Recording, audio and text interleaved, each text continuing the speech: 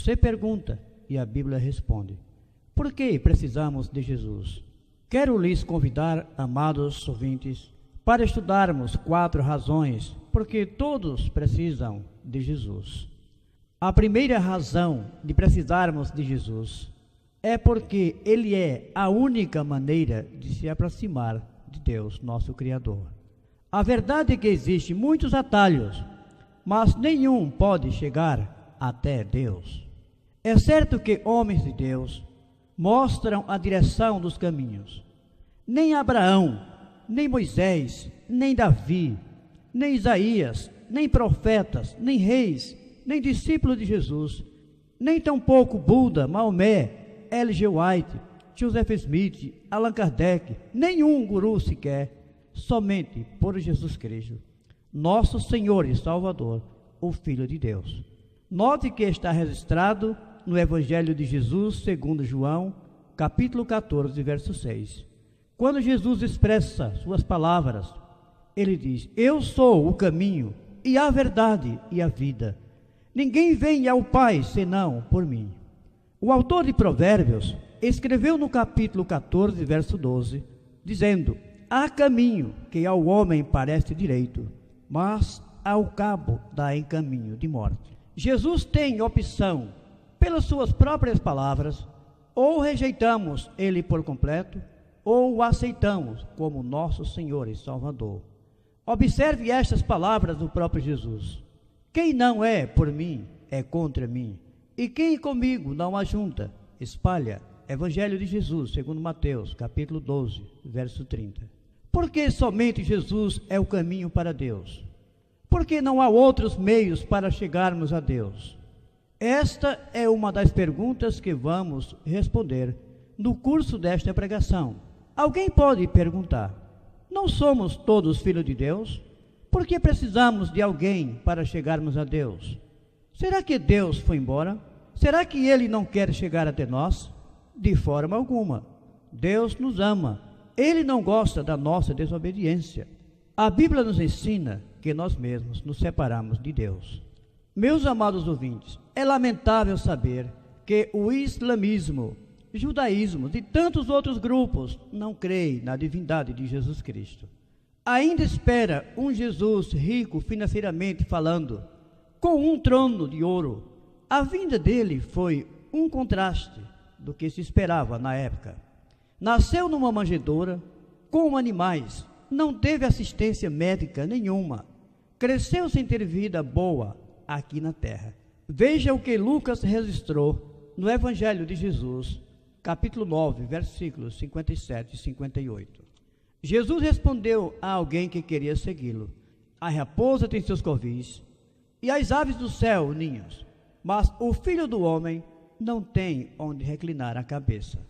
Durante seu ministério, Joana, a mulher de Cusa, procurador de Herodes, Susana e muitas outras, as quais lhe prestavam assistência com os seus bens.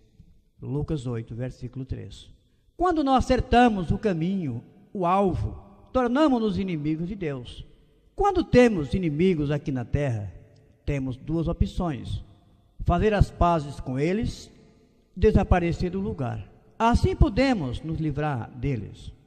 Ser inimigos de Deus, não podemos fugir da sua presença. O salmista Davi escreveu no Salmo 53, verso 2: do céu olha Deus para os filhos dos homens, para ver se há quem entenda, se há quem busque a Deus. Quando somos criancinhas, somos unidos com Deus. Quando conhecemos o mal, nos afastamos do Senhor.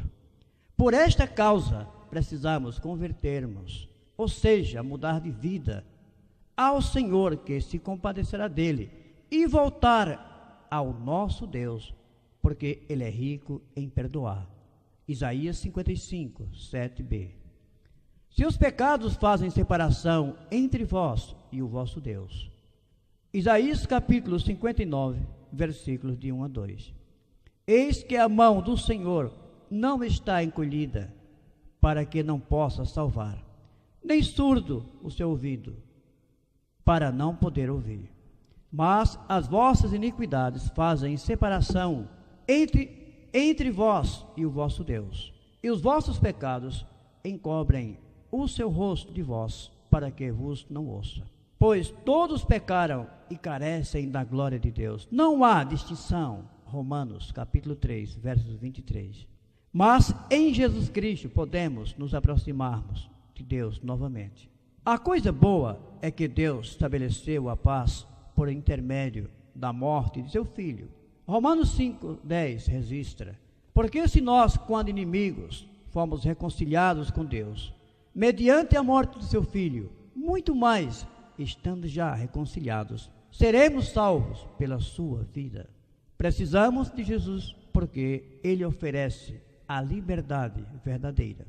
Se, pois, o Filho vos libertar, verdadeiramente sereis livres. Evangelho de Jesus, segundo João, capítulo 8, verso 36. Por acaso eu sou escravo de alguém? Sou preso? Na realidade, somos todos escravos e todos servimos a alguém. Quando Jesus falou que somos todos escravos, seus ouvintes não aceitaram o fato de ser escravos. Jesus continuou dizendo que todos os que pecam são escravos do pecado. Evangelho de Jesus, segundo João 8, 33, 34. Jesus nos liberta do medo. Nunca mais estaremos sozinhos. Ele também nos liberta das outras pessoas. Não serem mais dominadas pelo que as outras pessoas podem pensar ou falar de nós. Jesus nos liberta de nós mesmos. Uma das piores prisões que existe é a cadeia onde nós prendemos-nos a nós mesmos, escravos dos próprios vícios.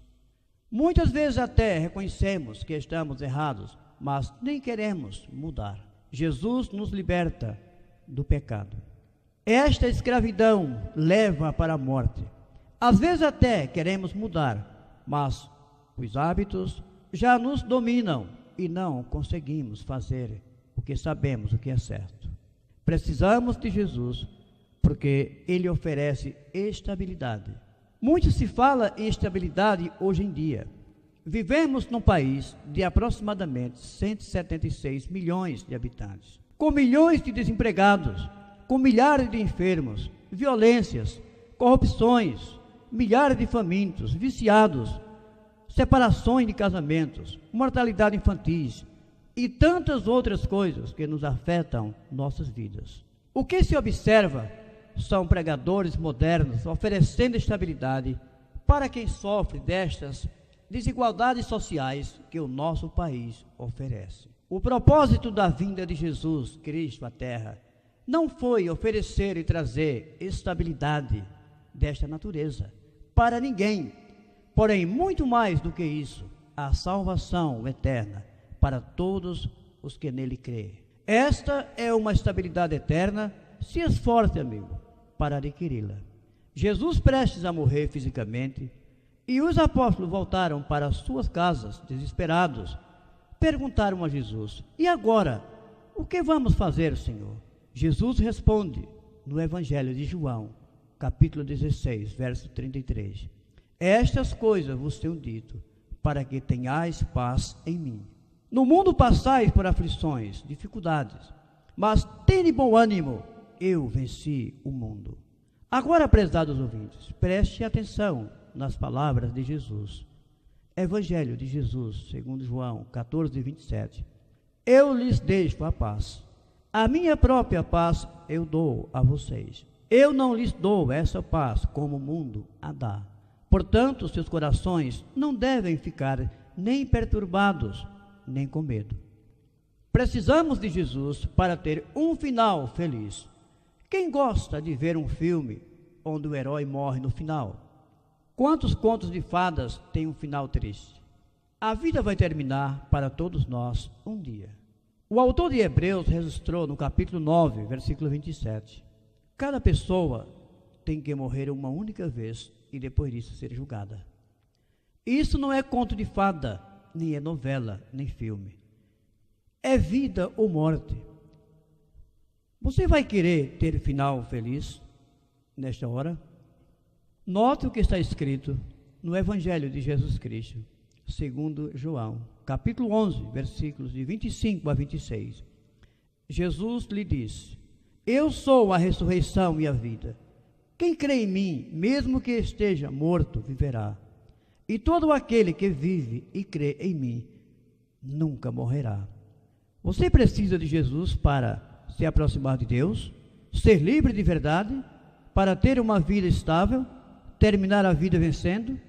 Se concorda com estas palavras, então você precisa de Jesus. Amém.